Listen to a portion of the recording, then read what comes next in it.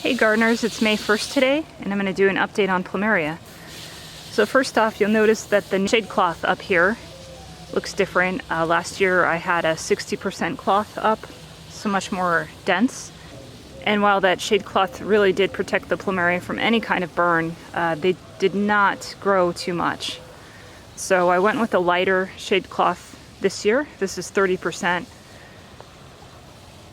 custom cloth that I got at an agricultural supply store so that it would perfectly fit over my structure here. So this should help them really promote with growth this year. They'll get the much needed sun that they need without burning up. So as you can see, there isn't a whole lot of green at this point. May is really when these come out with a lot of growth. But we can see already that there are inflows developing on these, so these should be in bloom here within 4 to 6 weeks. This one is Sahara. Here we have Queen Amber. You see the inflows developing there. Flamingo. Exquisite 2 has inflows. So a lot of these varieties, it'll be my first year to see them in bloom. They didn't bloom last year. You can see an empty spot there. That was where the California sunset was. That one had survived that horrible winter in January 2019, where we had 20s, but we had a lot of rain this past winter, and that one suffered intense rot that went all the way down to its main trunk. So that one had to come out. That one died. This plant here is new. I just put this in. This is actually a cutting that I just took from my other main Inca Gold plant. You can see nice cutting. It already has inflows on it. So hopefully this will root out for me and become a nice robust plant. This one is Divine. This tip actually died back. It froze in the winter, and what happened was it actually caused 3 new branches to grow out because that tip died. That's what will happen with your Plumeria. If the plant itself is healthy but the tip dies, it'll actually promote branching right below it. So pretty nice transformation to have it now branch out into 3. And this one does also have some inflows on the other branches that were fine. Gemini is gone. That one also suffered from rot from the rains. This is Firestorm. Firestorm has always been late to come out. You can see it hasn't even leafed out yet. I believe this one will have some inflows. You can see some just beneath the leaves there. My favorite on color. It's a beautiful Plumeria. This is Veracruz. It's supposed to be a very fragrant Plumeria. This will be my first year to get blooms on this one. You can see a sizable inflow here. Quite a few buds. And actually has another inflow towards the back there. So it has a dual inflow going.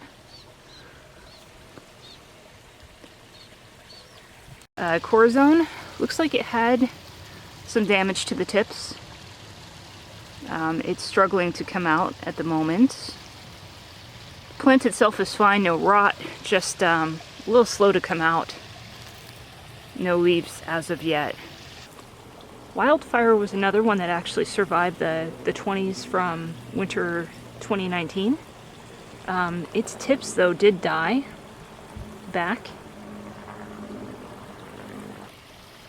And with this tip dying, it caused the plant to push out branching. So you can see all these little branches coming out on the plant. So no need to prune it. It stimulated branching on its own, with that point no longer being able to support growth.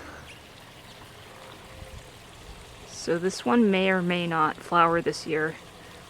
I still have not gotten a flower off of this plant yet.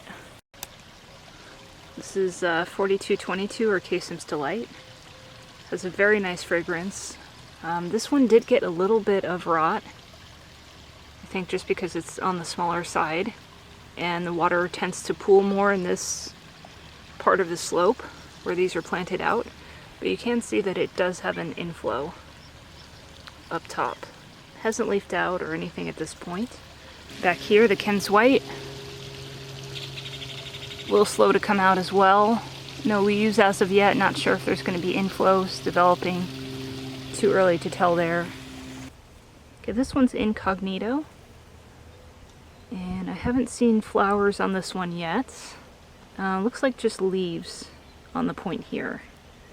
Not seeing any inflows developing.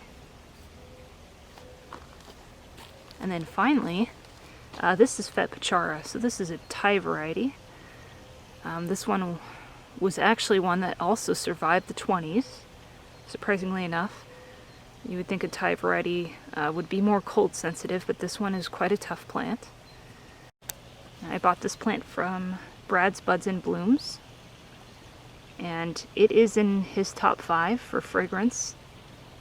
It's a compact grower, so it's one that, you know, you can easily protect. What's really unique about this Plumeria is its coloration. So it's one of very few that has a creamy brownish coloration to it, and you can see the shaping on the petals is rounded. And at the center, there's yellow shading. Covers a good percentage of the flower. There's also some pinkish shading to it as well. That becomes more apparent as the heat comes on. So the hotter we get, the more pink you'll see in this bloom. The fragrance on this is described as being perfumey sweet, very strong, intense. And I have to say I agree. It's one of the most unusual scented plumerias. It has gardenia for sure in it. Initially I smelled some coconut in it,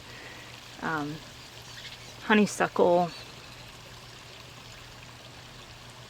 jasmine. It's like a bouquet, really. Very strong. Another thing that's unusual about this one is the red veining on the leaves.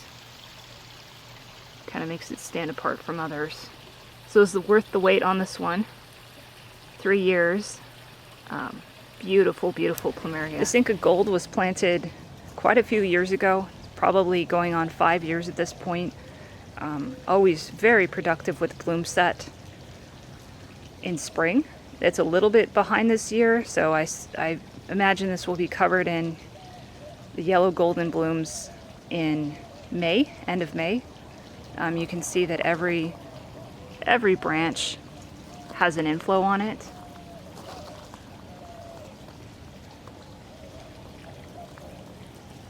So this one is quite amazing on flowering. It's compact, as you can see, despite how many years it's been in the ground. I haven't done a whole lot of pruning on it. So this is one you can protect in winter. You know, when they get really tall and lanky, they get as tall as your house, pretty difficult to protect in a frost situation. But this one I was able to get through the 20s with no damage because I could sink post into the ground around it and then cover it with some frost cloth. Put a light heat source underneath, like a halogen light. So